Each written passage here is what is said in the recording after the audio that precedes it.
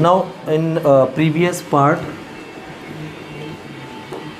what we have learned? We have learned angle of repose and angle of friction and relation between them, right? Now see types of kinetic friction. Kinetic मतलब when a body slides over the surface of other body, मतलब अब उसने slide करना शुरू कर दिया है, ठीक है। तो इस कंडीशन में अब देखना, किसी सरफेस के ऊपर किसी बॉडी के चलने के दो तरीके हो सकते हैं। एक तो ये कि ये फिसल रही है उसके ऊपर, दूसरा ये हो सकता है कि ये फिसल नहीं रही है, एक बॉडी दूसरी बॉडी पर रोल कर रही है इस तरीके से। ये नाउ इट इज़ रोलिंग। जैसे आपके व्हीकल्स के व्हील जो होते हैं वो अर्थ सरफेस पर क्या होते हैं, रोल होते हैं, घिसटते नहीं हैं, राइट। तो काइनेटिक फ्रिक्शन कितने टाइप का हो गया? दो टाइप का, एक स्लाइडिंग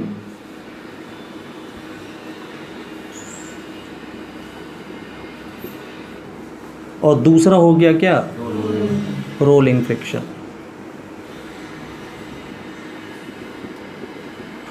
तो जब एक ऑब्जेक्ट या एक बॉडी की सरफेस दूसरी बॉडी की सरफेस पर स्लाइड करती है तो इनके बीच में लगने वाला फ्रिक्शन स्लाइडिंग फ्रिक्शन कहलाता है। और जब हम इन दोनों सरफेस के बीच में कोई रोल होने वाली चीज़ रखते हैं, लाइक बॉल्स, है ना, तो जो फ्रिक्शन वर्क करता है वो रोलिंग फ्रिक्शन कहलाता है। आप दोनों ही केस में देख रहे होंगे कि ये ज़्यादा आसानी से हो रहा है, इसमें ज़्यादा ताकत मेरे को नहीं लग रही है, आराम से हाथ चल रहा है मेरा, हाँ। और इस केस में थोड़ा सा ताकत लगानी पड़ती है हमको, है ना। तो स्लाइडिंग फ्रिक्शन की जो अमाउंट होता है वो रोलिंग फ्रिक्शन से ज़्यादा होता है। यही कारण है कि दो घूमने वाली चीज़ें होती हैं जैसे फैन वगैरह हो गया, तो इसमें दो सरफेस के बीच में आप बॉल बेयरिंग्स का यूज़ करते हो, बेयरिंग लग जाती है। बेयरिंग क्या करती है, इस सरफेस के ऊपर ऐसी लग जाएगी और फिर दूसरा सरफेस इसके ऊपर होगा और राउंड करेगा। तो वास्तव में बेयरिंग कहाँ यूज़ करते हैं हम, जब हमको स्लाइडिंग फ्रिक्शन को रोलिंग फ्रिक्शन में बदलना होता है, मतलब फ्रिक्शन कम रखना पड़ता है ना। जैसे आपकी साइकिल के व्हील्स जिस एक्सल के अराउंड घूमता है जो बीच में लगा होता है, उसमें आप देखते होंगे कि वो छर्रे डाल देते हैं, छर्रे कटोरी पड़ती है ना, हाँ।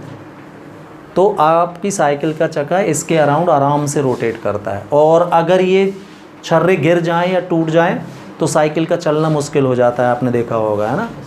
तो वास्तव में बॉल बेयरिंग्स का यूज़ करके हम क्या कर रहे होते हैं, स्लाइडिंग फ्रिक्शन को रोलिंग फ्रिक्शन में कन्वर्ट कर रहे होते हैं, क्योंकि रोलिंग फ्रिक्शन की वैल्यू स्लाइडिंग से कम होती है। अच्छा, इसमें एक चीज़ और है, देखिए स्लाइडिंग में हमेशा एक ही सरफेस होगी जो दूसरी सरफेस के कांटेक्ट में बनी रहेगी, ये लगातार। जबकि रोलिंग फ्रिक्शन में आप देख रहे हो अभी मेरे पेन का ये वाला पार्ट टच में है, हाँ, जैसे ही मैं इसको घुमाऊंगा तो डिफरेंट पार्ट टच में आने लगेंगे। जैसे कि आपके साइकिल का चक्का अर्थ के सरफ, है ना, ये जो हवा भरने वाला रहता है उससे देखें आप, तो अभी ये वाला हिस्सा टच में है, ये घूम के यहाँ कहीं आ जाएगा, तो है ना, पहिए का दूसरा हिस्सा टच में आ जाएगा ज़मीन के, फिर दूसरा। इसी कारण से पूरे व्हील में आपको कट दिए जाते हैं, क्योंकि ये पूरा बदल बदल के अर्थ के सरफेस में आता है। तो रोलिंग फ्रिक्शन में सेम सरफेस कभी टच में नहीं रहती, सरफेस बदलती रहती है ना, और ये वैल्यू में कम होता है। क्लियर? तो दोनों में से कौन सा फ्रिक्शन कम होता है? हाँ, तो फ्रिक्शन के जो जब अब देखो आप फ्रिक्शन के मेरिट्स की बात करें हम, लाभ, है ना, तो फ्रिक्शन के कारण ही हम खाना चबा के खा पाते हैं। अगर, है ना, कोई चिकनी चीज़ अपने मुंह में आ जाए तो आप देखते हो बड़ी मुश्किल से वो फिर दांतों में दबती है। आपके दांत की डिज़ाइन भी ईश्वर ने कैसी दी है, रफ़ सरफेस दी है, ताकि वो कोई किसी चीज़ को पकड़ के दबा दे। क्यों? हमने देखा था कि फ्रिक्शन किस पर डिपेंड करता है, नेचर ऑफ सरफेस पर। अगर नेचर सरफेस का नेचर कैसा है, रफ़ है, तो फ्रिक्शन ज़्यादा होगा, है ना। तो खाना चबाने के लिए हमको ज़्यादा फ्रिक्शन की ज़रूरत होती है ना। तो फ्रिक्शन के मेरिट्स में खाना खाना तो सबसे इम्पोर्टेंट मेरिट हो गया। इसके अलावा फ्रिक्शन की वजह से ही हम ब्रेक लगाकर अपनी गाड़ियों को रोक पाते हैं। दीवालों पर कील, अगर ये फ्रिक्शन नहीं होगा तो इस पर आप कील नहीं ठोक सकते, है ना। ज़मीन पर चलना मुश्किल हो जाएगा, कहीं स्मूथ सरफेस हो जाती है, पानी ही आ जाए, तेल तो छोड़ो, किसी चिकनी सरफेस पर अगर पानी पड़ा है तो भी हम फिसल के गिर जाते हैं, है ना। और पूरी सरफेस अगर बहुत ज़्यादा चिकनी होगी, फ्रिक्शन कम होगा तो हमारा चलना उसमें बहुत मुश्किल हो जाएगा, है ना। बरसात के समय में यही होता है, पानी के साथ साथ थोड़ा सा लुब्रिकेंट, अगर काई आई वगैरह जम गई, उसका लुब्रिकेंट आ जाता तो हम फट से फिसल जाते हैं। तो ये सारे मेरिट्स कहलाते हैं। फिर इससे नुकसान कहाँ होता है? इससे नुकसान ये होता है कि जो आपकी मशीन्स हैं, इनके जो पार्ट्स हैं वो घिस जाते हैं, तो हमको समय समय पर नए पार्ट्स लगाना पड़ता है गाड़ियों में, या जो भी मशीन हम यूज़ कर रहे हैं। ये नुकसान है फ्रिक्शन से। दूसरी चीज़, फ्रिक्शन के कारण, है ना, हमने जो भी उसको एनर्जी प्रोवाइड की है वर्क करने के लिए, उसका एक पार्ट, है ना, वेस्ट चला जाता है। किसके? हीट एनर्जी के फॉर्म में। जहाँ फ्रिक्शन होगा वहाँ हीट भी प्रोड्यूस होती है। जैसे ये पंखा ही घूम रहा है ना, अभी आप स्विच ऑफ करके इसको टच करके देखोगे तो गर्म हो रहा होगा ये। तो पंखे का गर्म होना हमारे लिए किस काम का है? हम, है ना, उसका घूमना हमारे लिए काम का है, लेकिन गर्म होना, लेकिन फिर भी हमने इलेक्ट्रिसिटी तो दी, इलेक्ट्रिसिटी हमने उसको दी, तो सम पार्ट ऑफ इलेक्ट्रिसिटी किस में वेस्ट चला गया? हीट के फॉर्म में वेस्ट चला गया। तो इस तरीके से फ्रिक्शन के ये डीमेरिट्स भी हैं। फिर फ्रिक्शन को कम करने के लिए क्या क्या तरीके हो सकते हैं? तो कॉन्टैक्ट सरफेस के बीच में अगर आप ऑयलिंग कर दें यहाँ, तो आराम से चलने लगेगा ये, है ना। ग्रीसिंग, ऑयलिंग, पॉलिशिंग करने से फ्रिक्शन रिड्यूस होता है। फिर अभी हमने एक तरीका देखा, जैसे कि कहीं स्लाइडिंग फ्रिक्शन है अगर, तो हम उसको किसी तरीके से रोलिंग फ्रिक्शन में कन्वर्ट कर दें, तो भी फ्रिक्शन का अमाउंट कैसा हो जाएगा? ऑटोमेटिकली कम हो जाएगा, क्योंकि रोलिंग फ्रिक्शन की जो वैल्यू होती है वो स्लाइडिंग फ्रिक्शन से कम होती है। क्लियर? तो ये इसके मेरिट्स, डीमेरिट्स और फ्रिक्शन को कम करने के तरीके, ये समझ में आया। चलिए अब इसमें हम देखते हैं, एक क्वेश्चन और देखोगे आप कि जैसे जो रोलर्स देखे हैं आपने, रोलर्स, क्रिकेट की पिच को फ्लैट रखने के लिए उसके ऊपर रोलर चलाते देखा है आपने, है ना। तो रोलर को दो तरीके होते चलाने के, या तो आप इसको पुश करो या फिर इसको पुल करो, या तो ढकेलो या खींचो। तो दोनों में से आसान क्या होता है? रोलर को ढकेलना कि रोलर को खींचना, है ना। अपन देखते हैं साइंटिफिकली, है ना, फिजिक्स से देखते हैं कि क्या आसान क्या पड़ेगा। देखो यहाँ पर मैं दोनों केस बना रहा हूँ, ये है रोलर,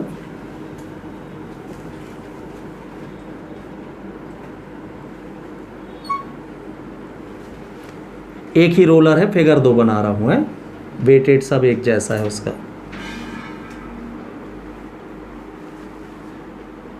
एक केस है, रोलर में ऐसा हैंडल लगा रहता है ना पकड़ने के लिए, एक ऐसा पाइप जाएंगे दोनों तरफ से, और फिर यहाँ एक हैंडल होता है ऐसा, यहाँ पर पकड़ने का हैंडल बना रहता है जिससे हम ऐसा ढकेल। तो ये मैं वाइल पुशिंग बता रहा हूँ भाई,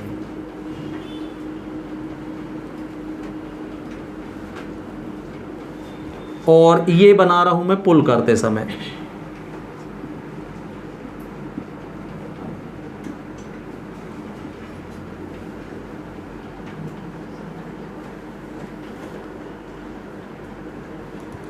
ये क्लियर?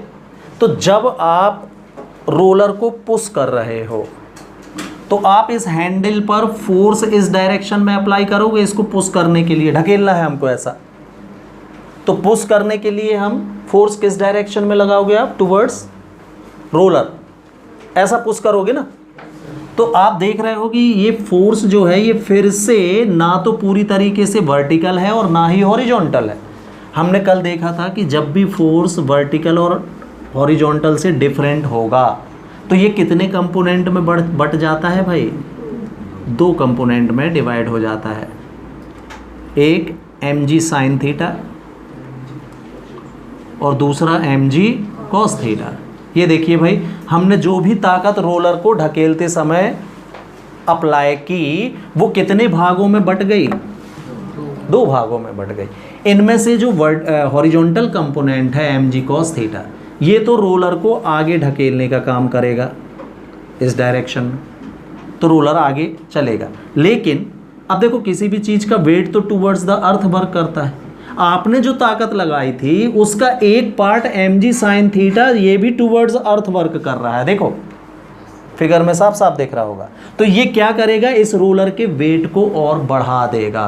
फॉर एग्जाम्पल ये 80 kg का था, आपने ताकत लगाई इसमें कितनी? 80 ही आपने ताकत लगाई, तो 80 के 2 हिस्से हो गए। चलो 60 यहाँ चला गया तो भी है ना, 40 हिस्सा तो यहाँ आया। तो इसने 80 प्लस 20 कितना कर दिया? इसके वेट को 100 बना दिया। हाँ, अब जरा हम ये देखते हैं कि अगर हम इसको पुल करेंगे, खींचेंगे, तो क्या होगा? तो पुल करते समय फोर्स आप ऐसे लगाओगे, किसी चीज़ को खींचना है तो ऐसे फोर्स लगाओगे ना, ऐसे खींचोगे, पकड़ के इस तरफ ले जा रहे हो आप, ठीक। तो ये फोर्स आपने लगाया, तो ये फिर से कैसा है? पूरा ना तो वर्टिकल है और ना ही हॉरिजॉन्टल है। फिर से ये कितने कंपोनेंट में डिवाइड होगा?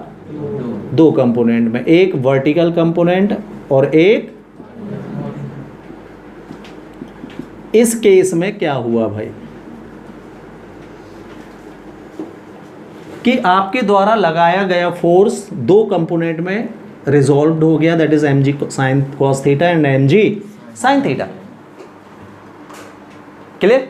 तो mg cos थीटा का काम तो अभी भी वही है भाई, रोलर को आगे खींच रहा है ये, देखिए। लेकिन mg sin theta upward direction में वर्क करने के कारण, है ना, रोलर के वेट को थोड़ा सा क्या कर देगा? कम कर देगा। अभी वाला केस देखें तो 80 और ये 20 था ना, तो नाउ ये रिजल्टेंट दोनों का अगेंस्ट डायरेक्शन में है, ये नीचे ये ऊपर, तो रिजल्टेंट क्या? हाँ, और उसने क्या किया था? तो अब आप मेरे को आप बताएंगे कि किसी रोलर को पुश करना आसान है कि पुल? हाँ, पुल करना आसान होता है। समझ गए क्यों?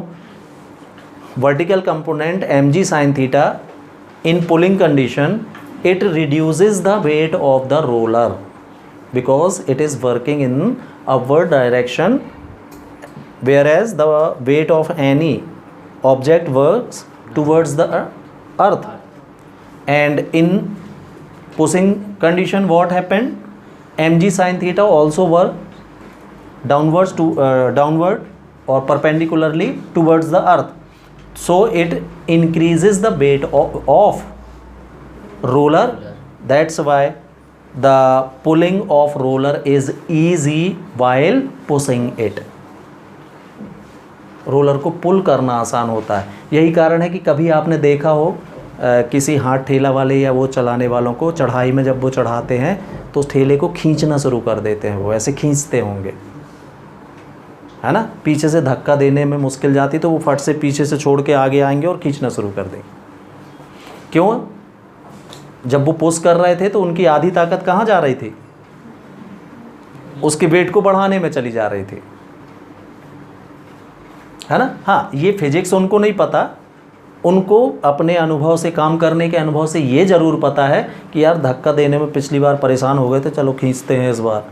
तो उनने दोबारा में एक्सपीरियंस में क्या आया कि यार खींचने में हमने इसको आसानी से चढ़ा लिया था ढकेलने की बजाय। तो वो जैसे ही कोई चढ़ाई आती है तो वो जल्दी से सामने आके खींचना शुरू कर देते हैं।